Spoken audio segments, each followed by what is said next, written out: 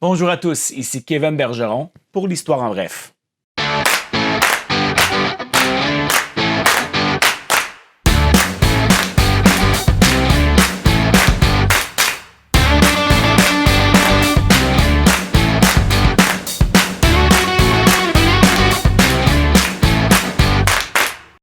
Je vous remercie d'être là encore cette semaine. Aujourd'hui, je vous parle de la Grande Paix de Montréal de 1701.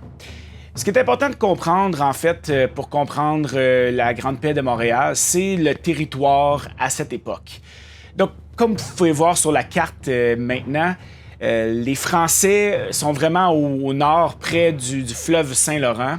Et puis les Anglais sont sur la côte est, plus au sud. Il y aura des alliés aussi qui seront des peuples autochtones.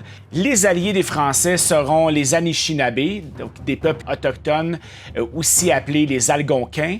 Et puis du côté des Anglais, ce sera les Haudenosaunee que les Français appellent ou les francophones appellent les Iroquois. Il y aura plusieurs conflits, en fait, c'est pas juste provenant des Français et des Anglais, mais on sait qu'à cette époque-là, les Français ont un monopole de la fourrure.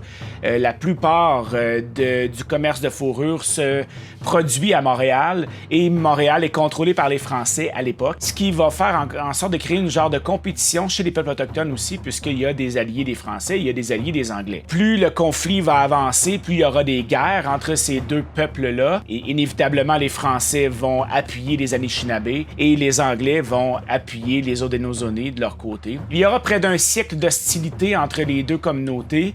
La raison date d'environ 1609, entre autres quand Samuel de Champlain a choisi d'appuyer les Anishinabés dans une petite guerre qu'ils avaient contre les Mohawks, qui sont une des nations Haudenosaunee. En faisant ça, inévitablement, les Français se créent des alliés et puis les Anglais ont sauté sur cette occasion-là de pouvoir avoir des alliés de leur côté aussi. En 1696, le gouverneur Frontenac va mettre fin aux raids. Des raids, c'est des attaques rapides en zone ennemie qui provenaient des Haudenosaunee. Il va plutôt prendre une version offensive plutôt que défensive, va choisir d'aller brûler des villages pour restreindre les vives, mais en plus, il sera un peu chanceux. Il y aura une grande épidémie du côté du peuple Haudenosaunee, ils vont perdre énormément de leur population, ce qui va donner avantage aux Français et à Frontenac. Cette épidémie-là va forcer les Haudenosaunee à abdiquer.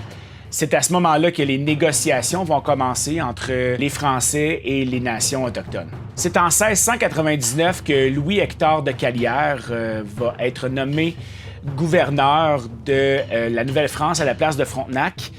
Ça va être donc lui qui aura à gérer un peu la continuité du conflit ou des négociations pour arriver à une paix entre les différentes nations autochtones et les Français.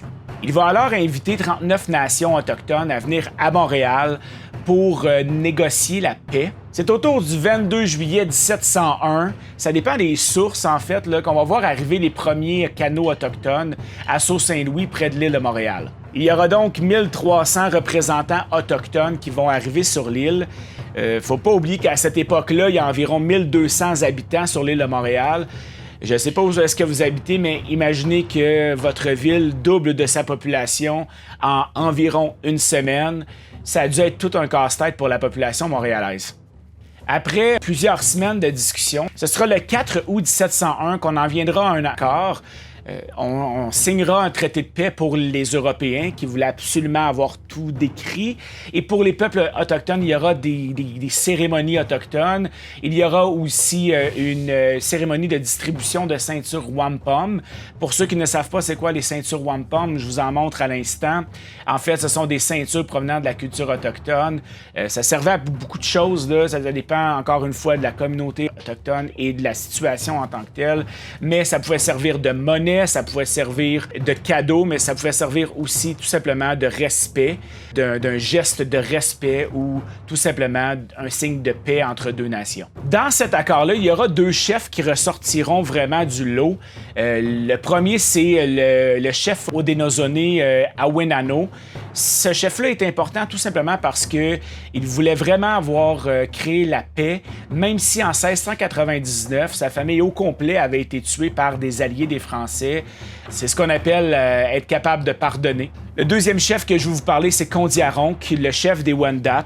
En fait, c'est vraiment lui qui a réussi à convaincre les 39 nations autochtones d'en venir à un commun accord. Sans lui, la Grande Paix de Montréal n'aurait pas pu avoir lieu. C'est grâce à ses discours qu'il a réussi à convaincre ces nations-là. Qu'est-ce que le traité de la Grande Paix de Montréal va apporter? En fait, il va apporter plusieurs choses. Il va apporter, premièrement, que les Français vont pouvoir étendre leur territoire vers le sud-ouest, vers Détroit et plus tard vers la Louisiane. Les Français auront aussi la responsabilité de régler les conflits entre les peuples autochtones, les nations autochtones. Donc, c'est eux qui seront un peu les médiateurs de conflits. Les Haudenosaunee vont promettre aussi de rester neutres si une guerre avait à éclater entre les Français et les Anglais. Et en échange, les Haudenosaunee vont obtenir la liberté de commerce, entre autres dans le commerce de fourrure, parce que tout se passe à Montréal. Ils vont avoir alors un accès à l'île de Montréal et vont pouvoir aussi avoir des prix spéciaux des Français. Ils seront traités un peu comme des clients privilégiés. Oui, mais est-ce que c'est positif, la Grande Paix de Montréal? Ce traité-là, est-ce qu'il est positif en général? Bref, ça dépend des sources où est-ce qu'on prend nos informations. Une source qui me paraissait assez fiable, ça me provenait de Médéric Anwatan Siwi. C'est un enseignant et historien. Ce qu'il disait, en fait, c'est qu'il y avait deux côtés à la médaille, tout simplement. Un côté français et un côté autochtone. Un côté gagnant et un côté perdant. D'un côté, c'était très avantageux pour les Français.